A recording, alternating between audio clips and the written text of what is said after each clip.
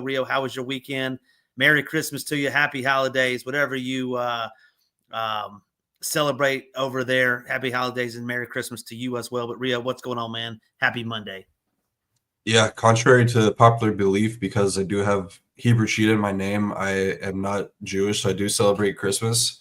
But yeah, weekend's been pretty good. I'm dealing with a little sickness right now, so I got a little congested. So gonna power through this. But yeah, looking forward to breaking down the slate with you. I feel like it's been a really long time since I've been on a show. Probably been over a week and a half, maybe 2 weeks now. But yeah, hopefully after this week we start to the slate or the schedule kind of levels out a bit. I just don't think that we should have any days without NBA personally, but obviously with the holidays and stuff at this time of year, it's tough to fit it in with the NFL schedule. But it should be looking good after this week. So yeah, I'm excited to break this one down. A ton of injury news as always on these big slates. Yeah, no, absolutely. We'll break it on down. Say hello to Wins-A-Lots. Williams in the chat. Evan is always in here. Gang Green as well. Parabay, as always. Anthony Mason, Massey, what's going on? Ant-Man and Michael. Michael, congratulations. Hey, 3 for 3 today. That's pretty good. Hopefully they were all SHIPIT Nation shows. If you tuned in to all those, appreciate you tuning in today. Metro Boom, what's going on, man? Nice to see you again. Hopefully everybody out there is having a great day so far. Make sure you're hitting that like. Make sure you're hitting that subscribe. If you listen to Tambo yesterday on the NFL show, it was a 9,100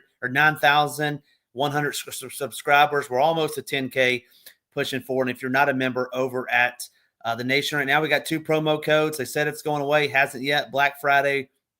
You can get Black Friday 50% off. Use the promo code BF50.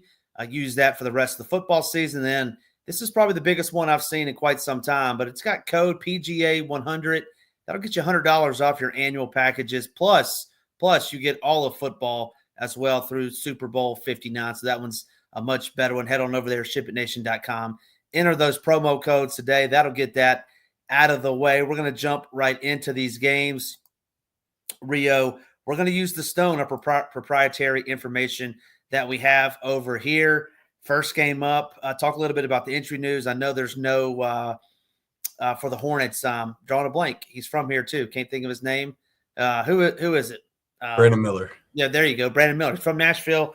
Anyway, we got the Rockets played last night, headed into Charlotte. Man, Charlotte, they are just such a bad basketball team. LaMelo, I sent Hebrew a note in the chat the other night. Shot 9 threes in the first half. I think first quarter, ended up shooting like 18 for the game. Was like 3 of 18. Man, he's just chucking. How can that be fun? But anyway, Rockets at Charlotte tonight. Talk to me a little bit about this one.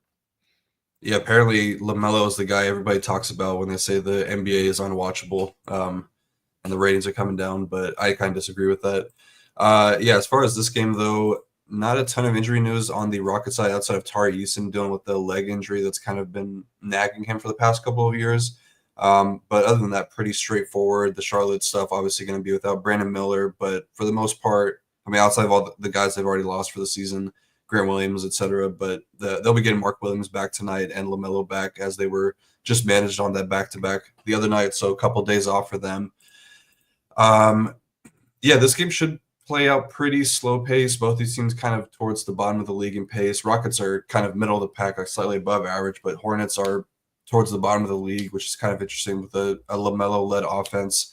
Rockets still one of the best defensive teams in the league, ranking second overall in defensive rating this season. So it should be a pretty big mismatch, I think, for Charlotte as a whole. But I do have interest in LaMelo at 9.8K. I was a little concerned that the minutes might not be there for him, but with the game that he missed, it was just an injury management thing. So it wasn't like a re-injury of the wrist, I believe, is what he got held out with. So it should be pretty full go, and we know that the usage is just insanely high for a guy like LaMelo when no Brandon Miller on the court with him. Even with Brandon Miller, still going to have an insanely high usage rate. Matchup is really tough. Houston has some of the best on-ball defenders that you can get.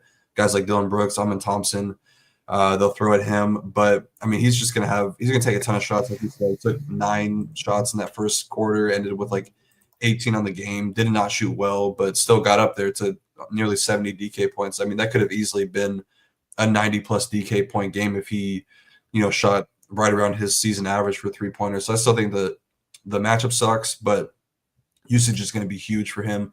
He's really the only guy I want to get to on the Charlotte side. On the Houston side, I do have interest in pretty much everybody from Dillon Brooks up. It is a back-to-back, so maybe some of the older guys get managed. Maybe Fred VanVleet comes down a little bit. Sengun kind of been a guy they've managed on back-to-backs a little bit, but a really good matchup for all of these guys. Sengun especially, we've kind of looked to attack the Hornets with opposing centers all season long. They're running the offense through him. Ime Udoka has said that they kind of want to get some more shooters out there around Sengun so that can, result in some more potentials for assists. So I like Sengun a lot. I think it's really, really high upside in this matchup. Not really going to get there on Fred VanVleet, just shooting terribly right now, back-to-back. Probably minutes come down a little bit. I mean, he's just shooting absolutely terribly the last 6 games. I'd rather get to Jalen Green if I'm looking at one of these guards at 6.4K, taking 20-plus shots, or at least 20 shots in back-to-back games, 10 threes 2 games ago, shooting pretty well right now as well. And he's for a guard, really solid rebounder. So got pretty solid floor-ceiling combo. I like the spot a lot here for Amen Thompson against a turnover-prone team like the Hornets. I believe they're bottom 3 in turnover percentage, meaning that they commit the 3rd most turnovers per game. Kind of where you want to fire up a guy like Ahmed and Tari Eason. They get their ceiling in games where they can get high steal games and then a lot of easy buckets in transition. He hasn't played a lot lately, but with it being a back-to-back, maybe they give him some more minutes in favor of Fred VanVleet. I just think that his ceiling is really good for this type of matchup at 5.8K, and he should be under-owned. Kind of a guy that the SHIPIT Nation has always been looking to play. He's just a all-around really good basketball player. I don't really want to get there in Jabari Smith. Just don't see too much upside there. And same thing for Dillon Brooks. He's shot the ball really well as of late, but generally a really low usage guy. I just don't think I can rely on Brooks to get 40-plus DK points on a nightly basis. Yeah, back-to-back 44 Dillon. He was back home in his home country of Canada. Don't know where he's from. Maybe he's up there where Tambo's from, but he was balling last night in Toronto. Fred Van Cheeks, 1 for 10. Man, he was brutal last night. Metro Boom says, give me Sengun for 60. He thinks Sengun's going to be balling tonight. Jake is all over some Dillon Brooks again tonight. Excellent breakdown there. We're going to move on to the next one. Injury news in this one as well. I think John Collins and your boy Keontae George I think they're doubtful for this. Correct me if I'm wrong on that.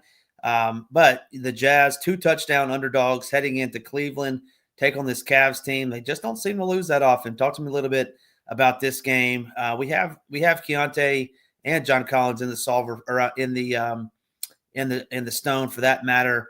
Those will come out. But talk to me about this game, Jazz at the Cavs.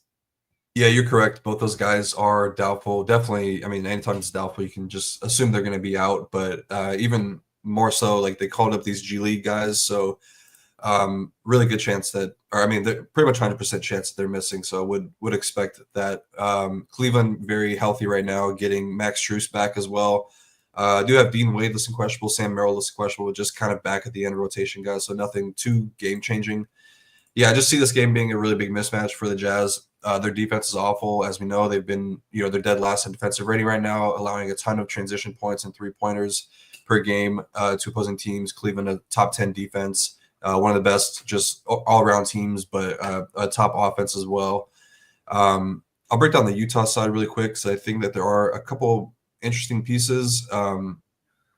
As far as the starters go, there's a couple ways that they could play it. I do see a projected starter on Basketball Monster with both Sexton and Clarkson and Svi Mikhailuk in there. I don't think they're going to go there with, just all the size that the Cleveland front court has. I think that it's going to be Filipkowski in there, maybe Micah Potter, but Filipkowski probably the most likely guy to start. Definitely going to see Sexton running the point again. He's been playing pretty well as the last 2 games, running the point pretty well.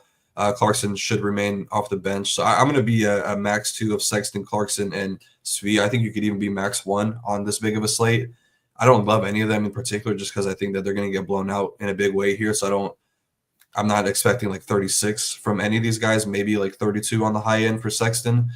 Svi is playable just because he's 3.3K, really good shooter. He chucks when he's out there too. Like anytime he touches the ball, it's going up. So I don't think that he's a terrible value. Probably don't need to go there with all the value on the slate already. But Filipkowski, like I said, should be in the starting unit. I think that he's a pretty decent value option at 3K. Looks like he's a pretty solid point per minute producer. in his rookie season. But if you want to get off of him, a guy that is kind of sneaky, definitely like a 150 large field type of play only would be Micah Potter. Don't think that he's going to get a ton of minutes, but outside chance that he starts, and then definitely going to be out there in blowout. But outside of that, I'm not going to get to like Laurie at high ownership. I think if you're playing Laurie, you probably want to play it as if the game's going to stay close. So I would want one of those top 4 guys from Jared Allen up to Donovan Mitchell in my lineups with Laurie, because I just don't think that he's going to get there in a blowout script. On the Cleveland side of things, I like the spot for the guards a lot here, Donovan Mitchell and Darius Garland. I do prefer Garland just because he's $1,300 cheaper. Matchup is really good for both of them. In terms of like DVP rankings, Jazz are bottom 2 in both DVP to point guards and shooting guards. A little bit of a positive coach speak for Darius Garland, though. Kenny Atkinson has said they want him to take more shots. They've kind of been begging him to take more shots all season long. They want him to be more aggressive as a scorer. We already know he's a really good passer, but this could be a spot where they just kind of let him go. Obviously, it's a revenge game if you want to go there for Donovan Mitchell, but and Colin Sexton, Lauri Markkanen for that case. But I like the guards here a little bit more. And then the bigs I'm okay with. Don't love either of them. Jazz are a really high turnover prone team, so you could get to them and hope for like a high steals and blocks game. I definitely prefer Jared Allen at 6.2K, but center usually is a position you want to get a lot of stealing from, and there are some decent options. So I probably won't get to either of them, but I do like the guards for Cleveland. Yeah, no, we also have a Colin Sexton revenge game as well. Talked about the Spider revenge game. Any Ty Jerome love? I didn't hear you mention Ty Jerome, but Go Collect wants to know any Ty Jerome love for some blowout run. Yeah, I mean you can't. It's hard to get there for like single entry. You have to do a lot to the projections to get any of him. Not really my type of play, but I understand if you want to go there. Yeah, absolutely. And Ant-Man knows it's the Cheetah flu game. We know about Jordan's flu game. Now we got the Cheetah flu game. All he's going to do is going to go double shipper tonight, NFL and NBA on that rear end. Excellent breakdown there. Moving on to the next one. We're rocking and rolling. Celtics at the Magic. Jason Tatum. He's going to dribble it 17 times before he shoots it tonight. Taking on these Magic. You got no Wagners tonight. You got no Bancheros. It could get ugly down in, what do they call that? Magic City or whatever it's called. I know it's Orlando, but Celtics at the Magic, 10-point dogs. Not a very high total, right around 214. Yeah, pretty much a game I'm almost Xing out entirely unless Suggs missed. Then I think you get to like Cole Anthony. But yeah, 2 really good defensive teams here. Orlando is just kind of like defying all odds. I mean, they lose everybody meaningful to their rotation, still find ways to play really good defense and win games. I mean, I think that Mosley should probably be the front runner for Coach of the Year in my eyes. I mean, this team is very, very disciplined, very well coached team. But yeah, in terms of DFS, I don't think that I want to get to these Boston guys. Just Orlando does a really good job taking away 3-pointers, easy 3-pointers, and taking away catch and shoot stuff. Obviously, Boston, the highest volume 3-point shooting team in the league. They're still going to get them up, but I just don't think that this is a game where slate where I need to get to any of these Boston pieces. You could always make a case for Tatum, the MVP candidate possible. This would be a big win for them, I think. And if Tatum has a big game, just a little more juice for his MVP run. But yeah, I'm not looking to go there. On the Orlando side, I think there are some interesting pieces. If Suggs missed, like I said, you could probably get to Cole Anthony because he'd play a ton in blowout as well. But I wouldn't be surprised to see a change in the starting lineup tonight. Been hearing some rumblings about Anthony Black starting over Wendell Carter Jr. Wendell is just kind of, I mean, from a matchup perspective, just doesn't really fit in this game. So I think that Anthony Black is going to get more minutes over Wendell Carter anyways. Probably not a guy you're looking to play tonight just because he's a low usage guy, not really that cheap either. But something to keep an eye on moving forward. Goga, I do have some interest in just because he has a really big increased usage rate with all these injuries piling up for Orlando. No the Wagner brothers, and then no Paulo, and possibly no Suggs. I mean, he'd have the ball in his hands a lot. They run a lot of those dribble handoff stuff, but he does have a high floor with the rebounding rates. Should definitely get a double-double on a nightly basis. So I don't mind getting to Goga here. Should be pretty low owned. I probably prefer him over Jared Allen in the previous game, but yeah, not a game I'm looking to get more than like one piece of entirely. I don't see this game popping off in a big way. You may not know, and I was trying to look, who's going to get Mo Wagner's, 20-ish minutes, that he went out the other night. Who's going to get those? Is Goga going to get those? Carter or somebody different, maybe De Silva?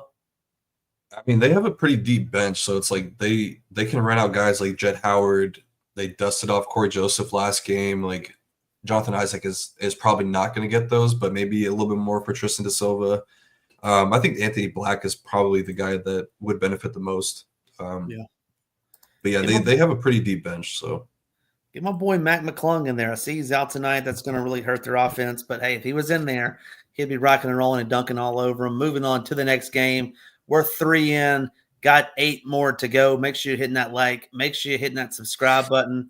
We got the Spurs before their Christmas Day game in the Garden. Headed up to Philly to take on the Joel Embiid and the 76ers. I have Embiid in tonight.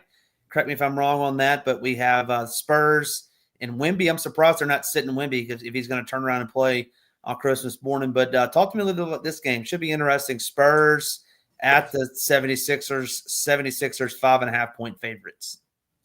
Yeah, Wemby's he's pretty durable for his size, but yeah, I think that they're gonna. I mean, we probably don't see the high end minutes for him tonight in this game, but this should be a really fun game to watch. Definitely one I'm going to be tuning into, even if I don't have any investment in it from a DFS perspective. Because the last time these teams faced off, Joel Embiid arguably had his best game of his career. We went for 70 real life points, over 100 DK points, and Wemby fared pretty well in that one. Had 33 points in that one. They were, very cautious with his minutes at that point of the season. That was mid-January that they faced off, but he only saw 28 minutes in that game. Been pretty consistently in like the low 30s. Yeah, from like a game environment perspective, not the best. Neither of these teams play super fast. They do have some weaknesses in their defense, but I mean the Spurs have really kind of bought in defensively. Their rim defense has gotten much better in comparison to last year's rim defense. So this is not the same matchup for Embiid that we saw last year, because this was the Spurs were a team where like looking to attack pretty much on a nightly basis with how bad their defense was. But I mean, Jeremy Sochan has gotten a lot better. Wemby's gotten a lot better. Adding Chris Paul into the mix definitely helps things. Like Harrison Barnes has held up nicely. The Sixers, on the other hand, their rim defense has been pretty bad this season. I expect it to get better with Embiid getting healthier moving forward. But their transition defense has not been great either. Doesn't really matter too much because the Spurs don't really play with fast pace. With Chris Paul out there, they definitely like to get their half-court offense set up a bit more. But yeah, on the Spurs side of things, really have interest in 3 guys, and that would be Wemby, Sochan, and Vassell here. Wemby, I think, is a pretty strong option. He's going to get no ownership. We should have enough value to get to him. Not too worried about the matchup. He does have a wide range of outcomes just because we know Embiid is a foul merchant, so he's going to be looking to put his head down and run into Wemby's chest and pick up some fouls, which is what he's really good at. But Wemby has done a very good job of limiting foul calls against him. He kind of just, he doesn't have to jump, so he just puts his arm straight up and can kind of prevent those easy fouls. So I think that he can, if he gets like his 30, 32 minutes right here, then I think it's a good spot for him at 11K, and nobody's going to play him. Sochan, I think, is good because of the transition defense for the Sixers being so weak. That's kind of where he gets a lot of his easy buckets out in transition. Yes, I don't mind him here, and he's probably going to play a ton of minutes. They'll need his on-ball defense on Maxey and Paul George, and possibly even throwing him on Embiid at times to kind of limit the fouls for Wemby. So I think that he's pretty solid, does a good job filling up the stat sheet as well with the rebounding and assist numbers and the steals and blocks. So I think he's got plenty of upside at 6.4K. Devin Vassell, very scoring dependent, but it's not the worst tag at 5.4K. He's shown that he could have, 30 upper 30s upside at times. He's done it multiple times this month. And now that he's starting, those minutes are a lot more secure. So I like him as a value play. The Sixers side of things is really just Embiid or bust. He's still just too cheap at 9.6K. He's pretty much fully healthy, dealing with the sinus injury. Both me and Embiid dealing with the sinus injuries right now. But yeah, he should be good to go. And they're going to continue to run the offense during the usage. Everything looks good for him. yeah, I don't have anything to say. I think that Embiid's just way too cheap. 9.6K is a good price. Like, he should be like 10.5K pretty soon here. Yeah, he should be. We got the two French centers going at it. Can't wait for that 2028 Olympic team with Embiid and Wemby. They're going to be dynamite duo. And hopefully Embiid goes back over there and plays with those guys. They'd be trouble over there. And yeah, hey, Joel, if you're listening, which I know you probably are before the game, my boy Hebrewcheetah's in here with a sinus infection. Let's go. You got to man up. It's time to go. It's time to play Wemby. Moving on to the next game. Oh, you want to talk about a train wreck? We have a train wreck on our hands, a.k.a. the Minnesota Timberwolves, not the Minnesota T-Wolves, taking on the Hawks. It's going to be cold there. Trae Young's going to be ice. So, hey, talk to me a little bit about this game. Timberwolves at Atlanta. Yeah, the Timberwolves aren't the Timberwolves right now. They're the T-Pups. They just haven't earned that Wolves name yet. Yeah, you said it, though. This team is struggling right now. I don't want to say the reason why, but I feel like people probably know. Does it start with a J and end with an E? It might. Hopefully Wardo is not listening. Got to put on the earmuffs. But yeah, their offense just looks bad right now. Their defense is still really good. Like, their rim defense has been great this season. Rudy Gobert down low. They still have Jaden McDaniels. Anthony Edwards is a really good defender. So their defense is great. Like, they should win this game with a banged up Trae Young. But the Hawks aren't terrible defensively either. They've been kind of hovering around top 10 defensive rated team this the whole season, and the last month they've been very good as well. They are allowing a lot of 3-pointers right now, and they do allow Dyson Daniels to just kind of like stay out on an island by himself, which is why their pick and roll defense looks worse than it actually is. So I do think that there are some pieces you can get to in Minnesota here. I think that the price tag for Anthony Edwards at 8.7K is about as low as we might get for the rest of the season if he doesn't have a good game here. Or if he does have a good game here, the price will rise. But if he doesn't, it'll probably fall, 8.5K, something like that. But this is a really good spot for him. I know that Dyson Daniels is a really good defender, but like I mentioned, they're okay. Atlanta is just leaving him out there by himself. And just with Edwards kind of, being outspoken about their offense, I think that, I don't know, there's a couple ways they can do it, because he kind of said that their offense is predictable because they know that it's going to be him and Randall shooting the ball. Maybe he defers a little bit more and gets these secondary guys involved. But I just really think this is a good price tag for him in a good spot, even in a tough matchup versus Dyson Daniels. 11-game slate, I'm not looking to get to Julius Randle or Rudy Gobert for upside. I think we need just pure ceiling, and I don't think either of those guys really provide that at these price tags. Same thing for Mike Conley. Jaden McDaniels you can get to just because the Hawks can be turnover prone at times. He's shooting the ball a lot better as of late as well, and rebounding the ball a lot, playing a ton of minutes. So I think you could get to Jaden McDaniels. He's a pretty solid value. And then I really like Naz Reid here at 4.4K. There's a little bit of chatter about Naz Reid possibly getting in the starting lineup soon. I've seen some beat writers and people in the Timberwolves Twitter sphere saying that they need to trade Randall and just let Naz be in the starting lineup, which I kind of agree with. But I think that either way, he's kind of vying for more playing time right now. He's easily their second best offensive player. So I think that he could get up to 30 minutes here in a matchup where his offense could really be used for against a weak 3-point defense. So I like Naz Reid here a good bit. And same for Dante. Dante's shooting the ball a lot better as of late. So he should be in your player pool as well. The Atlanta side, I'm not going to get to anything tonight. Really tough matchup. Unless we get news that Trae Young and Bogdan are out. Even then, though, I mean, 9K for Jalen Johnson in a really tough matchup is a little bit too pricey for me. I think maybe you could get to Dyson Daniels just because he's going to be running the point. You have, a little bit more upside with the assist potential, but like Vid Krejci just doesn't do enough. Keaton Wallace is terrible. Maybe Larry Nance because he can kind of run that point forward a little bit, and he's been playing a lot better. And then Reese Shea, I guess, because he's really cheap. But if Trae and Bogdan are in, I'm just kind of going to X out this Atlanta team.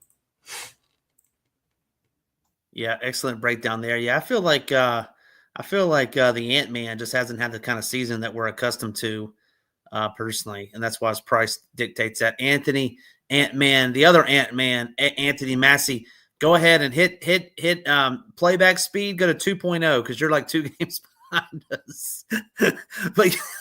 but yeah, appreciate everybody tuning in. Make sure you're hitting that like. Make sure you're hitting that subscribe button. Going to the next game. I'm not even going to talk about one team. We got the Heat playing against a team tonight that you should not roster anybody. I know Hebrew is going to say you need to play somebody over here because they're all so cheap. We got the Nets going into Miami to take on this Heat team. Should be not a very entertaining game in my opinion, but any DFS nuggets that you can pull out of this one, Rio? Yeah, not really. Pretty gross all around game. Both these teams really slow paced, and I mean the Heat are kind of struggling defensively. Obviously had that huge breakdown against Orlando, but I think they should handle the Nets here pretty easily. I think Jimmy Butler is probably going to return tonight, which really takes me off of everybody on the Heat. I think that the matchup is good for all three of Bam, Butler, and Hero for different reasons, but big slate. We need high ceiling from all of our plays. I guess Hero would be the guy that I would want because he's the cheapest and really has shown the highest ceiling outside of the one game against the Pistons for Jimmy Butler. But returning from an injury, I don't think, or returning from the illness, I don't know how sick Jimmy is, so maybe he doesn't play full minutes. But yeah, not a spot I'm looking to get to on the Miami Heat side. Only two guys in play for me on the Nets, and it's Cam Johnson and Ben Simmons. Cam Johnson pretty much is the entire offense right now. It's a pretty decent matchup versus a three-point funnel defense in the Heat. Very expensive now. I mean, he's on the trade market too, so there's no reason to really play him like 36-plus minutes. But I think Ben Simmons is still in play at 5.9K. Obviously, he doesn't do enough on offense to really hit in a massive way. You're kind of just hoping for like the double-double, triple-double bonus, things like that. But their coach pretty much said that he's going to play a lot of minutes right now. So I think 32 minutes from Ben Simmons at 5.9K is definitely very viable. We saw him put up 40 against the Jazz, much softer matchup. But yeah, I don't think that Ben Simmons is a terrible play. Probably won't get to anywhere else on the Nets side. This is such a low team total. I don't see much upside from this game. Yeah, excellent breakdown on that one. We got my guy Newens in here. We got King of Trades in here. Our guy Nades just jumped in here. Hey, the Packers must be playing, and they got all these Wisconsinites in here chirping in. They're listening to the shows. Going to watch some Jordan Love. Want to get some NBA action. We appreciate everyone tuning in here tonight. Next game, I'm interested in this game. Interested to hear your breakdown. RJ Barrett didn't play last night. Hey, why didn't he play last night? Is it because he wanted to be fully healthy for this Knicks game? But I'm excited about this one. No Jakob Poeltl, but the Raptors going into the Knicks. I think it's going to be closer than this, personally, 14 points. But interested to hear your take if you feel the same way. But talk to me a little bit about this game, Raptors at the Knicks. Yeah, I'm actually kind of surprised to see the spread as big as it is. But, I mean, this Raptors team is just kind of limited on the talent outside of Scotty Barnes and RJ Barrett, really. I guess, Grady Dick is pretty solid. But, yeah, I could see this game kind of getting out of hand pretty quickly. The Knicks are they're playing good right now. Their defense has been up and down all season long. They do have some areas of weakness with their three-point defense, and their pick-and-roll defense is it's really bad right now. It's just mainly because they're playing a lot of drop coverage, letting Towns kind of just fall back and protect the rim. But, yeah, this should be a pretty big mismatch, I think, for the Knicks here. The Raptors still allowing a ton of points at the rim, no Poeltl, which makes it a little bit easier down low. Their three-point defense has not been good. Their rebounding is not good. But it is kind of interesting from a DFS perspective because we have seen teams kind of hang some pretty big scores against the Knicks. I think the only two guys I would really get to here are Barnes and Barrett, but even so, like they're not cheap. Like I think Barnes is interesting because the pick and roll defense for the Knicks is so bad, and he was the guy that we were jamming in at this 9K range.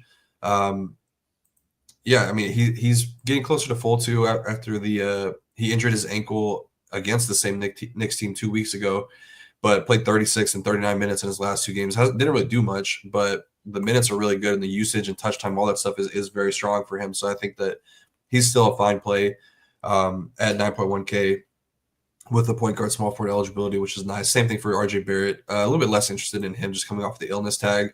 But you could be right. It could just be he wanted to be fully healthy for this game against his former team, going back to the Garden. So those are the only two guys I'm really keeping in my pool and not super intrigued by either one. I will say if Barrett does miss, a guy to keep an eye on, Jamal Shed. He played 33 minutes off the bench last game as they needed some more secondary ball handling. He might have just leapfrogged Davion Mitchell in the second unit as the backup ball handler. So somebody to keep an eye on moving forward. On the Knicks side, have a ton of interest in Cat tonight, a spot we look to attack all season long against this Toronto team. They are towards the bottom of the league in DVP versus centers. Last time they faced off, a little bit different matchup because it was against Pirtle, but he went for 60 DK points, 24, 15, and 6, coming off a game where he got into foul trouble pretty early, so he should be pretty well rested. But yeah, I think Cat's got a ton of upside here. Really strong center position, but he should be pretty low owned. I have a ton of interest in Cat tonight. Brunson, you can always play him 8.3K. I just don't know if he has the true ceiling that we need on this type of slate. Showed it a couple times as of late, but the Raptors have generally been pretty good against point guards this season. Mainly it's because of Davion Mitchell being out there. He's a really solid defender, but they still have some decent on-ball defenders like Barrett and Grady Dick. So probably won't get to too much Brunson here. I would be Max 1, Hart, Bridges, and OG. I think that all of them are in play. Probably prefer Bridges the most at 6.2K. Really good matchup for three-point shooters. He's shooting the ball well this month. I mean, the minutes are just insane for him, so probably prefer him. But I like OG. Like him and OG are 1A, 1B in terms of the secondary pieces, and then Hart a little bit farther behind at 7K. But yeah, really like Cat in this one, and not a ton of interest on the Toronto side. I didn't hear you mention Jacoby Walter. He played a bunch the last couple games.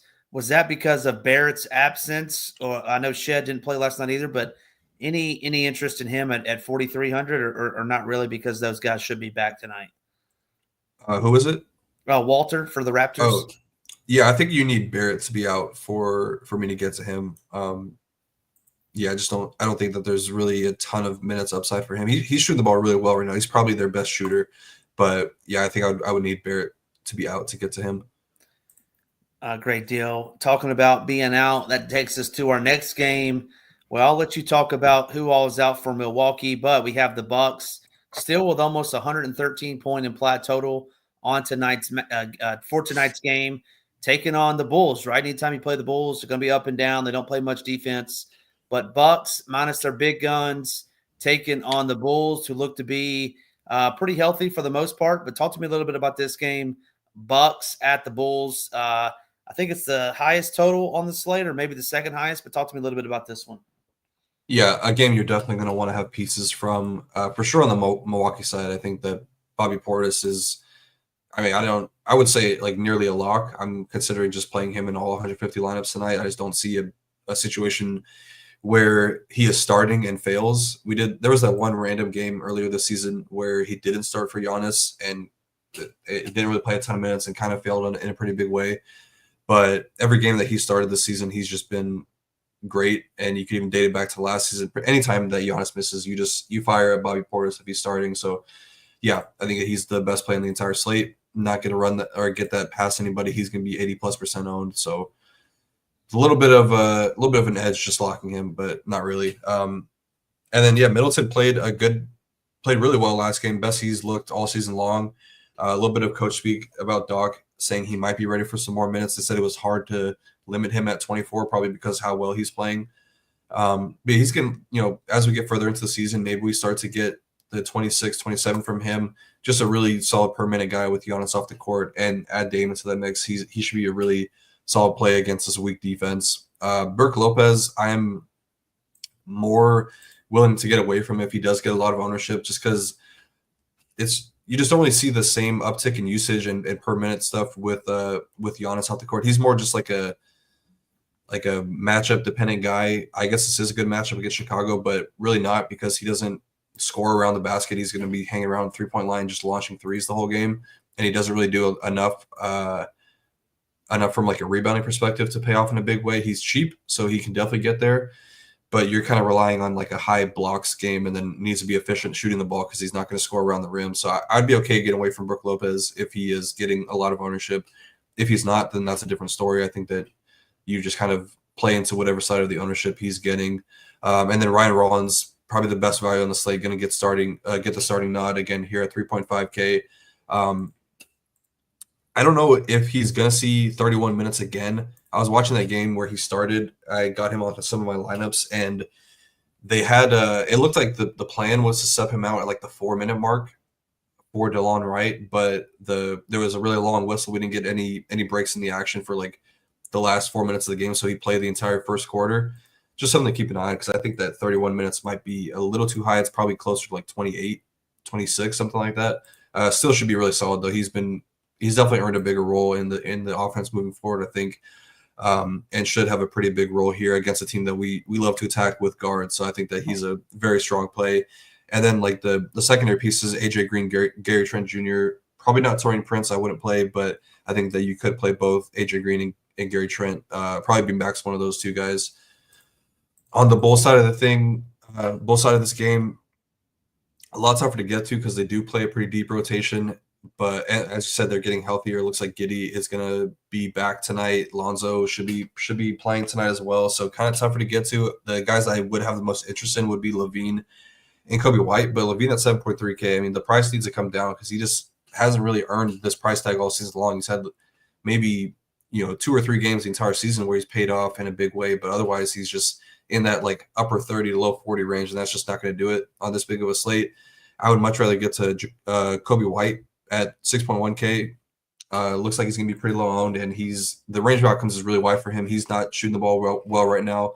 Billy Donovan kind of pointed that out, that he's in a pretty big slump, but he put up 60 DK points against Milwaukee earlier this season. A lot different scenario because they weren't starting Andre Jackson. Their on-ball defense has gotten a lot better, but this is still a Milwaukee defense that is a really big three-point funnel. So I think that Kobe White could have a pretty decent game tonight, and this is definitely the best game environment on the slate. Pretty solid team total for Chicago, close spread, so maybe we get overtime and Kobe White breaks out of the slump. He'd probably my preferred option. I don't think I'm going to get to Vucevic at 8.3K or really anybody else. So, yeah, I think that going Portis, Middleton, Rollins, and Kobe White is a pretty decent start to your lineup. Maybe just Portis and Rollins and then Kobe White should be pretty low-owned pairing, so I like that.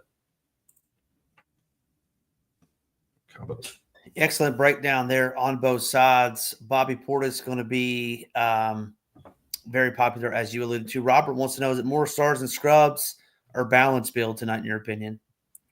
I haven't really built yet, but Jordan says more balance, so I trust Jordan. Yeah. Okay, moving on to the next game. We got 3 games left. So make sure you're hitting that like.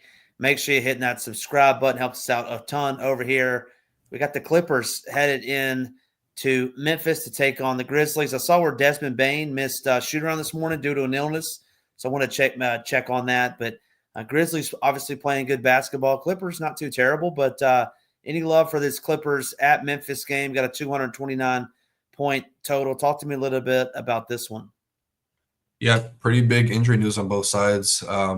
Zubac with the calf injury. I guess he's kind of had this calf injury dating back to like a past couple of years in his career. So maybe there's a chance to hold him out. I don't know how much the spread would move, like if he were to be in or out. But yeah, I mean, there's a chance that he sits tonight. So I think that there could be a little bit of leverage on the slate waiting for a Mo Bamba start, which we love. The DFS community loves to play Mo Bamba whenever he gets the minutes. I think that you get 25 from Mo, and if he's low owned, he would pay off in a huge way.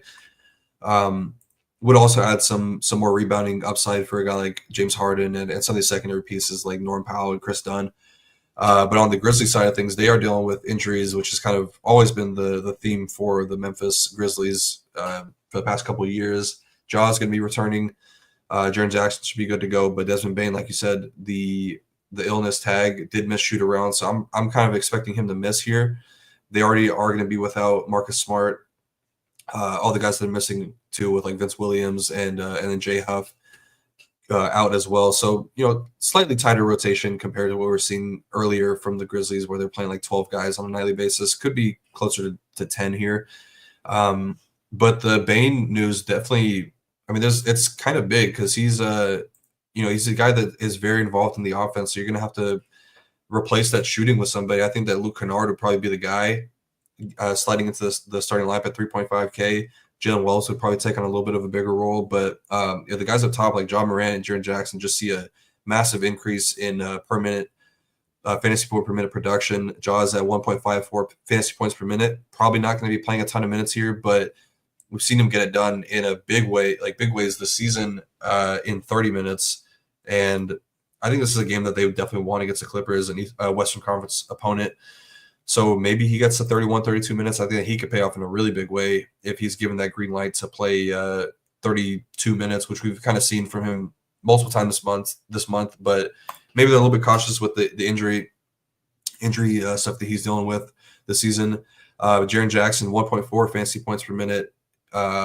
He's never going to play a ton of minutes either, but he needs to stay out of foul trouble as well. Dealing with always a guy that gets into foul trouble, just very aggressive, going for blocks and steals and things like that. But yeah, I mean, he could pay off in a big way too in 30 minutes. So I don't mind either of those guys. But the guy that I like the most, I think, is Zach Edey. I think that he's pretty great game script proof here.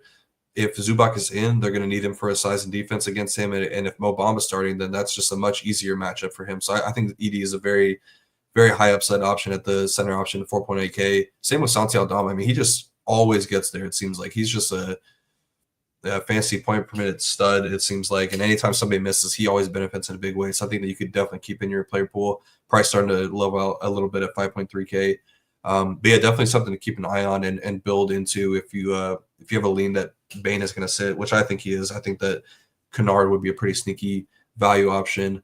And then the Clippers side, like I mentioned, Mo Bamba would probably get the start if Zubac were to miss. But yeah, I kind of glossed over Norm Powell. I think that he's a really solid option.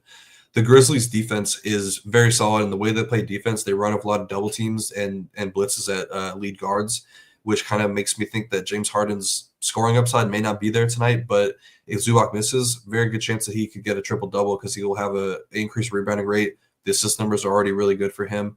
But the scoring won't be there. But, I mean, the floor should still be very strong for James Harden, 9.2K. But that gets me onto the secondary guys a lot.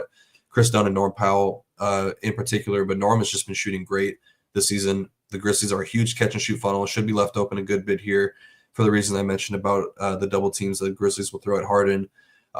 28 real points in 3 straight games and 39-plus DK points in all 3 of those games. So he's a very, very high upside option at 7K. And then Chris Dunn should be playing a ton of minutes tonight. You're going to need his on-ball defense on Ja. And if he can shoot the ball well, then I think he could pay off in a pretty big way as well. So I like the secondary guys for the Clippers a lot. Don't mind Harden, but I think the matchup could be tougher for him. And then all those Memphis pieces that I mentioned. Yeah, excellent breakdown. Really good there, breaking it all down for you here on this free show over here at SHIPIT Nation. We got 2 games left. We're gonna blow through these games and then get on the way. Go start building teams for the NBA. Go start building teams for the NFL.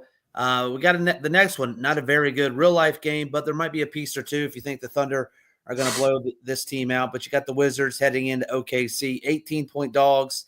Thunder with the highest implied total on the slate at 122.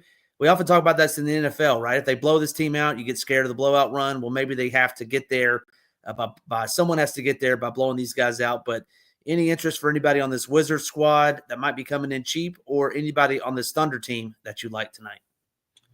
Yeah, I definitely agree with you about the blowout note. It's a little bit different with a team like OKC just because they're so deep and they're very willing to play deep into their bench. They also will be getting Jalen Williams, not Jalen, the backup center for the Thunder will be making his season debut tonight. But I mean, they have a ton of guys. They have all the G League guys up as well, so they could very easily give nobody more than like 32 minutes tonight, which is kind of what I see happening. I just think the Wizards are just obviously it's a huge mismatch for the Wizards. The OKC is just great defensively, take away everything that the Wizards want to do. And then the Wizards give up, their defense is just terrible. They give up everything. So I think that you could play the big 3 for OKC. I think that if I'm getting into it, I probably just want to play the cheapest guy, which would be Hardenstein. We love to attack the Wizards with opposing centers all season long. They're dead last in DVP against centers, also against point guards. So you can make the case for SGA. But yeah, I think I just want to go with the cheapest guy. I really don't want to get too deep into this game. I think that if you're playing like SGA or Jalen Williams, it might make some sense to play some Wizards pieces that would play if the game were to be close, like Jordan Poole or Malcolm Brogdon maybe. But I don't think I want to really set aside too many of my rosters that do that tonight. So the Wizards would probably be a full X out unless Koulibaly and Sarr miss, which they're both questionable. So maybe see more minutes for Keyshawn George at 3.3K probably played deep in the blowout as well. And then Joe Val I think he would get the start, but it could be Marvin Bagley. But obviously Joe Val would be a very strong option to 4.5K. He doesn't need a lot to get there. So even in a blowout, 22 minutes from him is probably enough for him to pay off the tag. So if you start your lineup with Edie and we get news that Sara's out, you can just easily swap that down to Joe Val. I think that he's probably going to be projecting for like 30 plus fantasy points if Sar does miss this game, and Joe Val would be in the starting lineup. But yeah, I don't really want to get deep into this one on the Wizards side otherwise. Yep. I would agree with you on that one. Last game of the night that we're going to break down over here at the Nation. It's the 11th game that we're going to talk about. It is the Portland Trailblazers heading into the Big D to take on Luka and the Mavs. Talk to me about this game. Should be an interesting game. Should be an up and down game, but Trailblazers at the Mavericks. Yeah, so normally the Luka injury news would be something that would be very slate changing. I think that it is, but on like a little bit of a lesser level just because these prices are coming up on these Dallas guys. But it just hasn't been the same. Like we haven't seen the same like crazy high-end production that we have from Kyrie last year when Luka were to miss.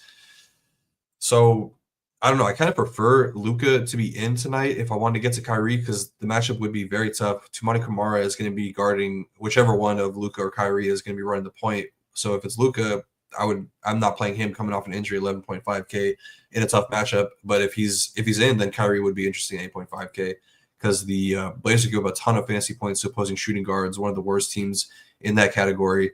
And really just awful defensive team all around. But I just don't think that there's enough for me to want to wait on the Luka news to get to like Dinwiddie or Klay Thompson. Like these guys got priced up a little bit. Obviously, Dinwiddie has really high ceiling with Luka out, but not guaranteed to play a ton of minutes. Played only 29 against the Clippers. Still got there with the 3 steals.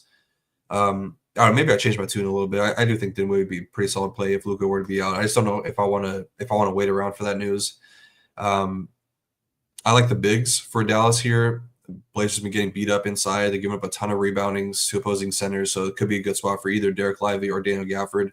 The prices are starting to separate a good bit here, where you got Gafford $1,500 cheaper, but obviously Lively is going to be the guy that's playing the most minutes, so I would prefer him. Definitely be max one of those two guys. Yeah, it's not a super appealing game environment. I'm not going to play any Portland guys tonight. I don't see the need to go there against a very, very solid defensive team in the Dallas Mavericks. So, yeah, there's really not enough injury news on the Portland side to keep these guys in a player pool for me. And Dallas side, it's Dinwiddie if Luka is out. I like Kyrie a little bit if Luka is in, and then the bigs. Yeah, I agree with you. I agree with Metro Boom. It's like I've cored Kyrie a couple times, and he just not taking over like he should. I agree with you on that. That'll do it for us, folks. That's all 11 games tonight.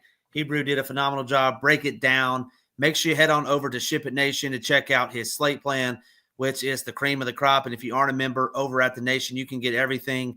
If you enter the promo code PGA15, that'll get you $100 off the annual package of the PGA, and it also give you access to all of our NFL stuff. And then you can also join every other sport as well for that. We certainly appreciate everyone tuning in tonight.